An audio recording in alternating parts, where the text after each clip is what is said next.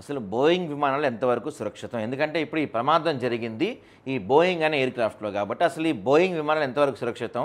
ఈ బోయింగ్ విమానాల కథ ఏంటో చూద్దాం ఒకసారి మనం. అహ్మదాబాద్ ప్రమాదం తలెత్తున్న సందేహాలు. 787 డ్రీమ్ లైనర్లో తరచూ సాంకేతిక సమస్యలు.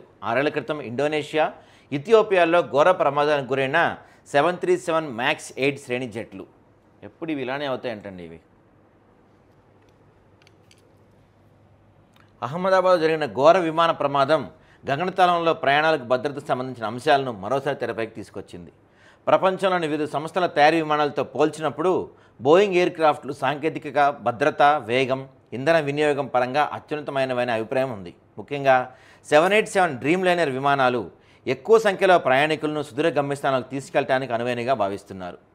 డ్రీమ్ లైనర్ విమానాల్లో ఇప్పటికే పలుమార్లు సాంకేతిక సమస్య తలెత్తినా ఆ శ్రేణి విమానం కుప్పకూలటం మాత్రం ఇదే తొలిసారి. అహ్మదాబాద్ ప్రమాద నేపథ్యంలో బోయింగ్ విమానాలు ఏ మేరకు సురక్షితమైనవనే సందేహాలు వ్యక్తమవుతున్నాయి. ఈ సంస్థ తయారీ డ్రీమ్ లైనర్ విమానాల గురించి ఆరాధిస్తున్నారు.